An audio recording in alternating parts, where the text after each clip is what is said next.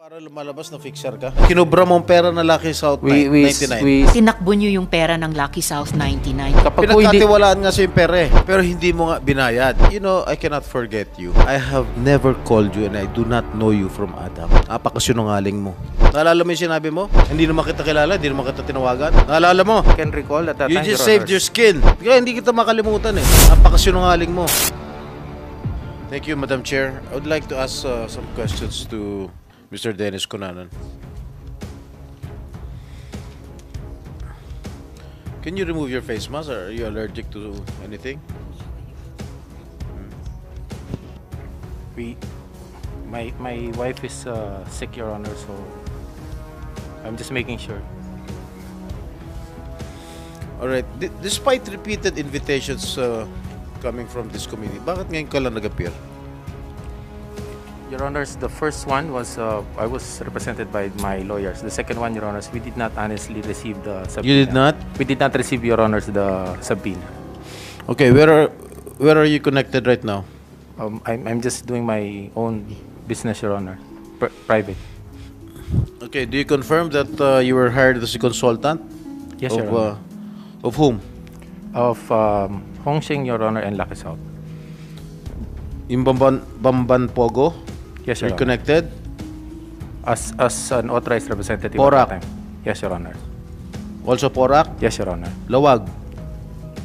Lawag, Your Honors, was also requested by Lucky South, Your Honors. Aside from these three Pogos, meron pa bang iba? None, Your Honors. Did you sign a contract with them? No, Your Honors. Ano yung duration ng services mo doon? Just for their application for license, Your Honor. Contracted for that. What initially attracted you to become to be involved in the Pogo industry? We, honestly, Your Honors, we were not even in that line. Excuse me? We were not in that line. You are not? We're not in that line of work, Your Honors. How did you become a consultant there? When we were looking for a site office in Pampanga, Your Honors, because we were being asked to help one municipality in Central Luzon with their bid for cityhood, we got across these people in Lucky South at that time, and they were connected to us by the area where we were looking for the office, and they said they were trying to find somebody who can help them work on their applications. So we said we don't know what it's all about, and they said we can help them look into their documents and everything. We said we will check first if we can help you, and then we'll get back to you. So that's what we did first, sir.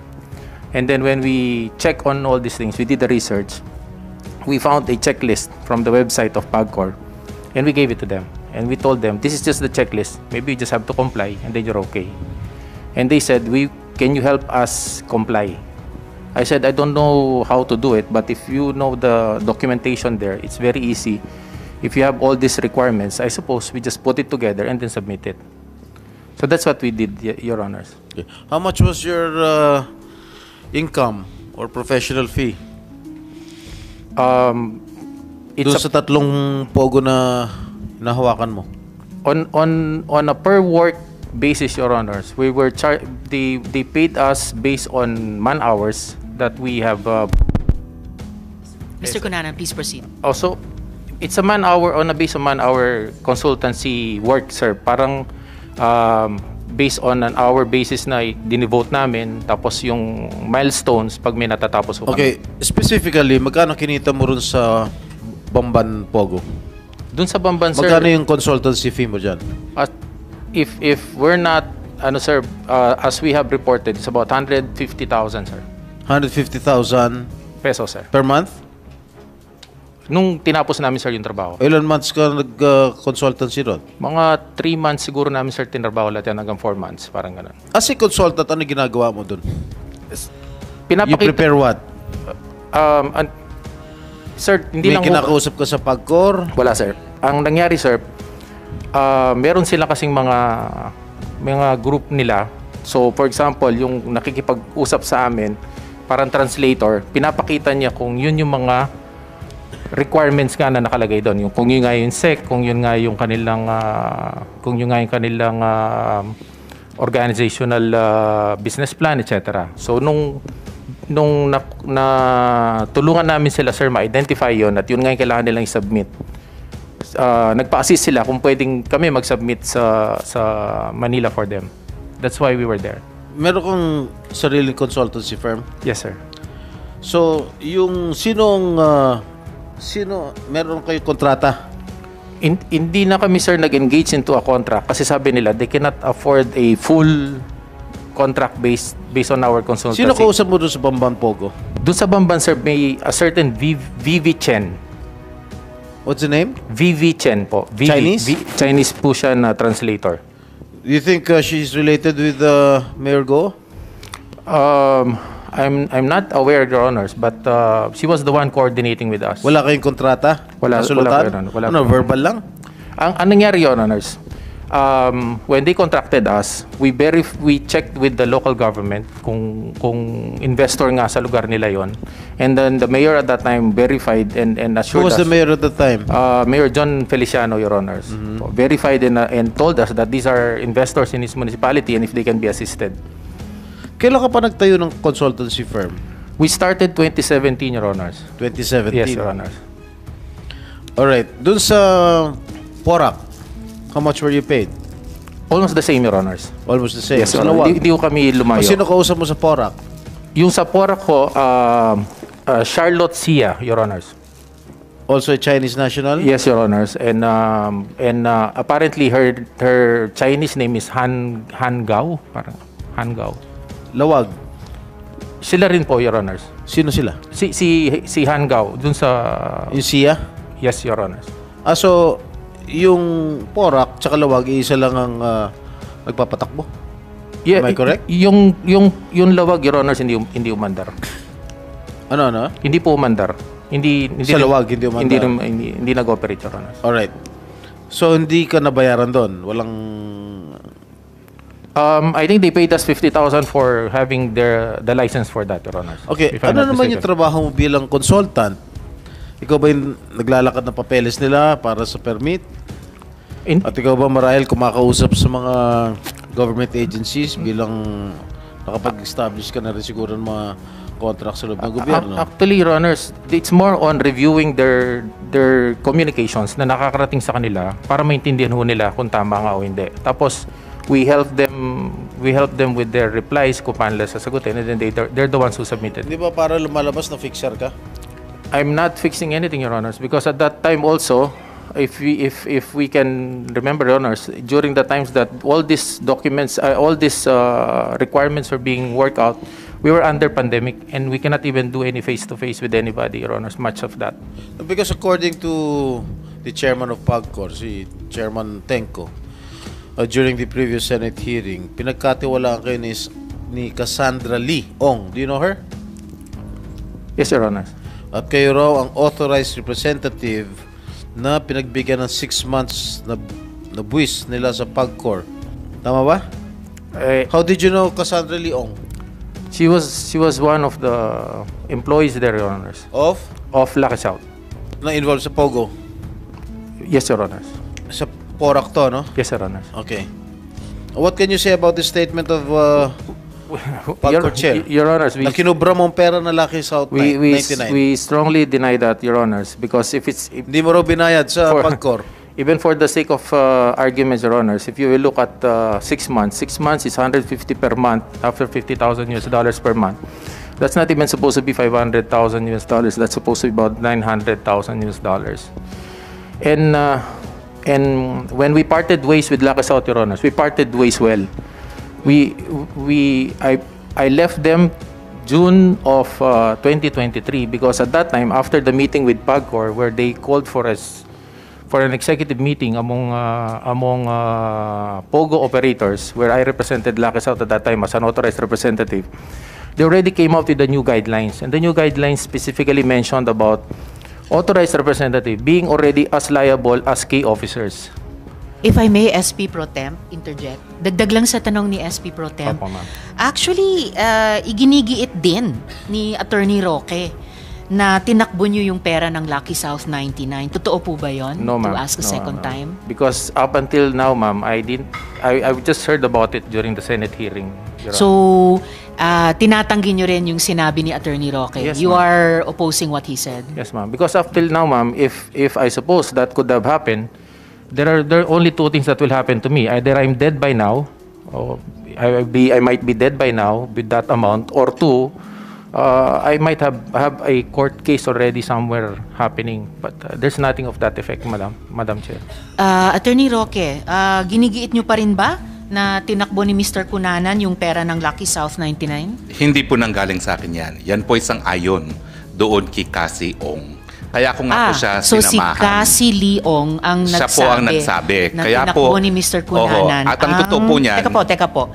So, si Cassie Leong ang ayon or nagsabi Tama na po yan. tinakbo ni Mr. Cunanan ang pera ni Cassie Leong sa Lucky South 99. hindi po niya pera yung pambayad sa PAGCOR. Of course, that's ng what I Lucky mean. South. So, Opo. tinakbo ni Mr. Cunanan, yung binanggit din ni Mr. Cunanan ngayon lamang na 6 na buwang WIS ng Lucky South 99. Yan po ay isang ayon kay Cassie Ong. Yes, and therefore, sinamahan nyo siya sa PAGCOR. So, itatanong ko pa po yun mamaya. Yes, SP Pro Temp, you still have the floor. Thank you, Madam Chair. Kailan na natapos yung serbisyo mo sa Pogo? Yung technical work po namin, Your Honors, immediately terminates upon issuance of their license. Tapos so, When was this? like yung sa Lucky South 2021 nila nakuha yung lisensya nila. Ang ganun din ho yung sa Hong Seng naman 2021 if I'm not mistaken no nakuha nila 21. So, Your Honors, what happened is after that nire-request na lang ho nila ako kung wala meron silang sulat na natanggap once a month or every other month. They request that if I can visit them and read on the papers that they receive, and then they pay us on a man-hour basis. So wala na kayong connection sa Pogo as early as 2022? Yes, Your Or Honor. 2021? Yes, Your Honor. Kung kayo, bakit kayo nirereklamo noong July 2023 na hindi ninyo binabayad yung taxes ng Lucky South sa PAGCOR? I have the same question, Your Honors. Huh? I have the same question, Your Honors. What do you mean? Hindi rin ko alam bakit. Most likely, it's part of what they want to do, Your Honor. So anong Sorry, SP Pro Temp. Most likely, it's part of what? Yung operational, I don't know what they wanted to do, ma'am. Thank you, Mr. Cunanan. anong proof mo? Yes. Na nagbayad ka sa PAGCOR? Nagbayad ka ba sa PAGCOR? Your Honors, hindi naman ho all the time ako na kapag po hindi Pinagkatiwalaan nga sa yung pera eh. pag yung nga kung sinasabi Ni nila, Cassie meron ho Leong. silang hindi lang sila makapunta, but they were the ones who's paying, Your Honors. Pag hindi lang ho sila makapunta ng Manila and they need somebody to help them pay, then we assist them, but we do not handle it, Your Pero ang Honors. sabi nga ni Cassandra Leong, na binigay daw sa yung pera, pero hindi mo nga binayad. Yun ang sinabi ni Chairman Altenco. Which we SP deny, Pro Your Temp, Honors. excuse me, Mr. Cunanan, if I may interject. Could we ask Chair Tenco, ano exactly yung sinabi ni Cassie Leong at ni Attorney Roque sa inyo tungkol kay Mr. Cunanan? Nung ulitin ko lang po, nung himingi po ng appointment noon si former Secretary Roque, dumating po sila sa aking tanggapan. Ang kasama po ni Secretary Roque ay si a certain Cassandra Leong. At yun po ang dinudulog niyang matulungan sapagkat ang problema po ni Binibining Cassandra Leong is yung authorized representative nila supposed to be na nakamarka naman doon si Ginoong Cunanan ay hindi daw po binabayad yung pinagkakatiwala nilang pera kay Mr. Cunanan sa PAGCOR. So yan po yung averment nga ni Miss Cassie Leong. Opo. At Pero nandun po kaharap yun din po sinasabi sinasabi. din yon ni Attorney Roque na yun yung agenda nung meeting Opo, pagpunta sa inyo. tinutulungan po si So pareho po Cassandra. yung sinasabi ni Miss Cassie Leong at ni Attorney Roque na ang problemang dinudulog sa PAGCOR ay si Mr. Cunanan ay hindi ibinayad sa PAGCOR yung kinolektang buwis ng Opo, Lucky South 99. Kulang po $500,000. Yeah. Dollars po, $500,000 US dollars. $500,000 po. Ang totoo po, Sabi pa ni Cassandra Leong sa amin noon ni Attorney Fernandez, habang nag-uusap kami, meron na pong nagbabayad sa isang land bank branch sa account ng PAGCOR na partial payment. Kaya po pag-alis po ni former Secretary Roque at ni Ms. Cassandra Leong, inatasan ko po si Attorney Fernandez, paki-verify mo nga kung totoo yung sinasabi nilang may nagbabayad. And bumalik po sa akin si Attorney Fernandez, totoo pong may partial payment na ibinayad sa land bank, account po ng PAGCOR, nagkakahalaga po ng $203,000. Sino po ang nagbayad ng ganung partial payment? Alam niyo po, pwede naman kayo mag-walk-in lang sa land bank, basta ibigay niyo lang yung account number ng PAGCOR, hindi na po natin makikilala kung sino nakapagbayad. So may nag-partial payment po dahil hindi $203,000. Ang totoo po, yung balanse, hiniling po ni Binibining Cassandra Ong na kung maaari pay overtime. So, nabayaran naman po yung balanse na halos 300,000 po or a little less than $300,000. Overtime po nabayaran nyo. Okay po, pero kaya po walang naging utang si Lucky South sa amin dahil requirement po yun. Himihingi po sila ng pagkakataon din na ma-issuehan muli ng bagong lisensya dahil mag-i-expire na po 2020 po nung na-issue nung nakarang administrasyon So mag-i-expire na po. Kaya sabi namin, hindi maproproseso yan kung meron kayong pagkakautang sa PAGCOR. Basta po ang malinaw, nung araw na pumunta si Cassie Leong, accompanied by Attorney Roque sa opisina nyo, ang nirereklamo nilang dalawa, nilang pareho na problema ay may perang dapat ibinabayad si Mr. Cunanan para sa Lucky South 99 na hindi niya ibinayad sa PAGCOR. Pareho silang dalawa ang yun ang sinasabi sa inyo. Maliwanag po yun. At ang Alright, totoo, tinanong po. ko po, sino po ba si Mr. Cunanan? Dahil hindi ko naman po siya kakilala. Ang sagot po ni Binibining Cassandra Leong, siya po ang authorized representative ng Lucky South 99. Nung binerify ko naman po, siya nga yung si Mr. Dennis Cunanan ang talagang nakalistang authorized representative ng Lucky South 99. Salamat, Chair Tenko. SP Pro Tem? Thank you, Madam Chair. So wala ka nang hinahawakan na pogo ngayon? Wala na po, Your Honors. Ano, umalis ka lang o tinanggal ka ng mga kliyente mo? I left, Your Honors. Why did you leave? Yun nga po, meron na pong bagong guidelines yung PAGCOR which requires the authorized representative to be as liable as the key officers. And we're not any part of their operations. We don't know what they're doing after. So it's not anymore tenable, Your Honors, to be part of such work. Alright, going back to sa testimony ni Chairman Al, according to Cassie Leong, binigay sa'yo yung pera. So you deny it na binigay sa'yo yung pera at hindi mo binayad?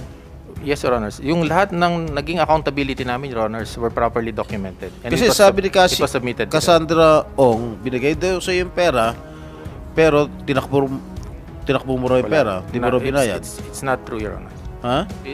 It's not true, Your Honors. Everything that were entrusted to us were properly documented, Your Honors. How did you know Cassandra Leong? How did you get to know her? Your Honors, when they were talking to us, Miss Han Gao introduced her to me as one of the authorized representatives supposed to be. Siya, si Han Gao, yung Charlotte, at saka a certain Xiang Ji, yung kanilang chairman. Nung hindi makarating yung Xiang Ji, yung chairman nila, dahil nasa Singapore, at that time, masabi nila, ako ang pinalito nila as authorized representative. How did you know her? Sino Char- nagpakilala sa'yo? Yung Charlotte Sia po, sir. Sino si Charlotte Sia? Yung yung- dalawang yung Porak? Yeah, hindi sir. Sa Porac po. Tama. Sa Porac po siya na interpreter na apparently when I saw her sign the documents, she was the designated president at that time when she was signing documents for Lucky South for their service provider contract. Hindi kasi nagtataka ako, bakit bigla ka pumasok dito sa Pogo industry? Bakit naging masyadong attractive ka dito sa mga Pogo industry. We were not really attracted, sir. What happened is we were looking for an office in Angeles at that time because we have a client who wanted us to help them with their cityhood campaign in Central Luzon. So maganda pong area, taga Pampanga rin po ako, maganda yung area ng Angeles for our operations. And then, itong mga to, inintroduce sa amin na investor nga po dun sa area kung saan kami tumitingin ng office, sa Porac.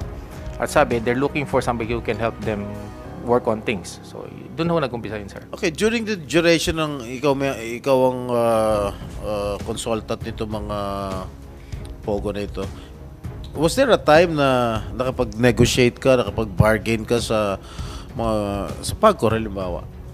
No, sir. I didn't even have any chance to go to... Kasi kailangan ng lisensya ng Pagcor. Am I correct? Yes, sir. Wala ka bang kinakausap na tiga Pagcor? OGLD lang po yung kausap. Para expedite yung lisensya ng wala ko kaming ganun, Your Honors. Kasi, ang kausap lang ho namin nun, security guard. Pag may kailangan kaming hingin na documents na nakukuha namin sa baba. Sa security ground floor. guard? Yes, Your Honors. Doon nila iniiwan. Kuwari, OGLD lang po yung kausap namin. Bakit security guard? Hindi, iniiwan ho nila sa security guard, Your Honors, kasi may pandemic noon, bawal pumanik sa mga offices ng Pagcor. So, dun sa security guard sa baba, dun namin nire-receive lahat ng documents. Dun din namin po pinapareceive yung mga documents. Alright. Aware ka ba sa mga kasong final against you ng CIDG, ng PAOK? Yes, Your Honors. What is the status of cases? We're waiting. We just received the complaint, Your Honors, and we're working on our affidavit on it. Why do you think that they filed the cases against you? There was actually, Your Honors, there's no allegation there. It was just mentioned that I was an authorized representative. Alright. Mr. Chair, wala bang pending na kaso against Mr. Cunanan? Kasi alam ko meron din dating ban, hindi siya makaalis ng bansa.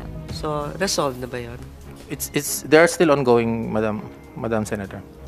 So, are you helping in a capacity as a lawyer, as a liaison to all of these companies? Are you a lawyer, sir? No, Your Honor. So ba't opisina mong nilapitan para Hindi ho nilapitan, Your Honor. Nagkatagpo kami ho dun sa lugar kung saan kami naghahanap ng office. Tapos nandun din sila, dun sila nag-invest. So, is your company a realty company? Is it a consulting company? Consulting company, Your Honor. I'm sorry, what? Consulting po. Consulting company. It seems like you tend to attract certain mindset and group of individuals. Anyway, thank you. Thank you, Madam Senator Grace. Mr. Cunanan, are you the same Dennis Cunanan who was a former TLRC Director General? Yes, Your Honor. You have been sentenced by the Sandigan Bayan for graft to 10 to 18 years for malversation. We have, Your Honors, which is still pending in the Supreme Court right now, but we have more acquittals that came out, Your Honors. Excuse me? We have more acquittals, Your Honors. You were acquitted? Di ba you were yes, convicted? Sir. Meron pong conviction at may acquittal. May 9 acquittals po, Your Honors. Because, I cannot forget you. Alam mo bakit? During the time, or when I was my second term as senator, when I was already embattled, I attended a Blue Ribbon committee hearing, and you were present there. I remember very vividly. And you told that committee that I'm sorry, this is off topic already. Inaano ko lang yung credibility nitong taong ito. Alright, SP Pro Tem. At sinabi mo, tinawagan kita. And nung tinatawagan kita, sinabi mo raw, I am endorsing an NGO para dun mo ilagay yung pondo ko. I have never called you and I do not know you from Adam. At ang sinabi mo ron sa committee noon, na na-recognize mo lang yung boses ko. Apakasinungaling mo. Naalala mo yun? Naalala mo yung sinabi mo? Na na-recognize mo lang yung boses ko? Hindi naman kita kilala, hindi naman kita tinawagan? Naalala mo? Yes, Your Honor. Tinawagan ba kita? If I can recall at that You time, just Your saved Honors. your skin. No, Your Honors. If I can recall at that time, it was Ben Hurluy who called, not me. It was? It was Ben Hurluy, Your Honors, not me. You said before that committee that it was my voice. You assumed that it was my voice. Kaya hindi kita makalimutan eh. Napakasinungaling mo. I'm sorry for bringing this up, Madam Chair. Tinetest ko lang yung credibility nitong taong ito eh. It's alright, SP Pro Tem. Salamat po.